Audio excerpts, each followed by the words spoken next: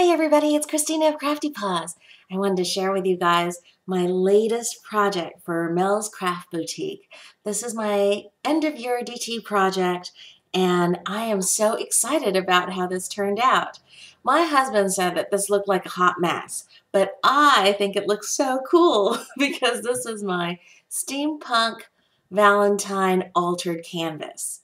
And let me walk you through what I did to make this. I started with a canvas, a regular canvas that I picked up at Big Lots on clearance for like $2. It is about 14 by probably 17, something like that, 16, 17. And I prepped it. I started with a napkin. If you can see right here in the corner, it's a beautiful napkin. And truth be told, I can't remember if I got that from DDS Paperworks, who's Daphne, or Carol Marie. I'm just not sure. I apologize. I love this napkin and I've been hoarding it. But I did a little patch over here and then I flipped over the canvas and put it on the back, a big portion of the napkin. And if you can see here, I then split the canvas open. So here's a little bit of the same napkin over there and over here. You can't see this side as well because of the lace that or the ribbon that I put through. But I basically sliced it and then sliced it open and then put eyelets along the edges here and then looped through this sheer organza ribbon that I had in my stash. And then for the opening, I used some burgundy handmade paper that was gifted to me by Marisol Pearls, and then put in this little heart, a paper heart, right here where the heart would be on the chest of a person, if this was the front part of a person. That paper heart was one that I received from Isha Crafty Side. And then I had lots of fun just layering on different textures and I'll walk you through. So the base, I used my typical latex caulk that I pick up at the hardware store and this awesome stencil that was gifted to me by Candace Scarborough. And you can see just a little bit of the hearts right here peeking out. And then I used my Tim Holtz marker sprayer. You know, you put the marker in through here and then just spray to get different colors, patches, and color in the background. And then I used this beautiful white gloves. It started off white that was gifted to me by Myra, who's Crafty Rats. And then I just had so much fun embellishing with all these beautiful laces that I got from MelsCraftBoutique. So this is a trim from Mel's shop, and I put 3 rows of it on the, the cuff of the white gloves. Then this beautiful applique, that floral applique, is also from Mel's shop, and I put that kind of where the wrist would be on the glove.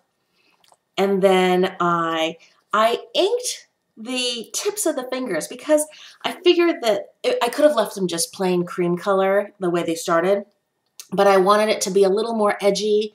So I used a little bit of ink and water and dipped the finger tips. I haven't decided if I'm going to paint over top of them to make it a more deep black, but right now they're kind of a cool gray, which is okay too. Then I use this beautiful black lace trim here. It's symmetrical, so I made sure to kind of place it so that it's hid the top edge of this opening. And I just think that that adds such a richness. In fact, all of these black laces add such a rich, deep interest kind of layer to the whole canvas. And then I went through and added one of the rose laces. I cut it apart from one of the black laces that Mel had sent to me. And I just cut one rose and put it right there underneath all of the metal flowers that Mel had also sent to me. So let me see if I can try to show you. This is the lace that I used here on the cuffs. This is the lace, I'll show you here, that I used along the top here. And then this lace, it is gorgeous, is the one where I cut the rose for the bottom corner here. And then I just used all the metal flowers that Mel sells also in her boutique. Here, here, here, here, here, here, and also a couple of leaves. I added this metal leaf and this metal leaf over here.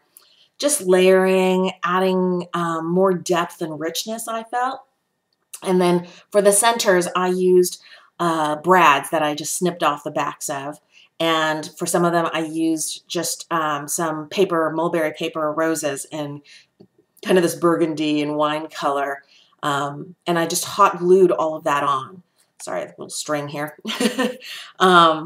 So that was basically the background. I also added a butterfly up here, and I placed it where the ring finger is. So it could look like this was a butterfly ring over there. And this is also from Mel's Boutique. And this is a button that I snapped off the back of. So this looks like it's a big cocktail ring on that gloved hand. I just really like how it looks. There's a lot going on. Oh, the last thing, this isn't from Mel's shop, but I just had this in my stash. This was a little charm set that I picked up at Tuesday morning, and it spells out love, L-O-V-E. And at the bottom, the V actually had a loop at the top and the bottom, so I added this little gear charm. And then this actually is a heart charm that I got from Butterbee Scraps, and then I used other gears and things that I E6000 on, if that's a verb. I used E6000 to adhere them because they're metal. And to set it, just to wait until the E6000 dried, I used hot glue. And those little gears, some of them were from Alice, who's Kintree here on YouTube, and others I had in my stash. But I love the way that looks. I think it looks like this hand is holding this chain with these charms on it. And this is a heart here.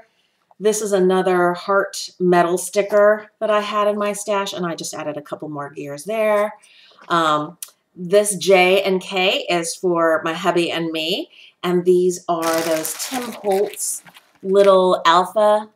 You know, they come in this little box. It's ideology, and they're these cards, and I tuck them into this hand as if that hand is holding those initial cards.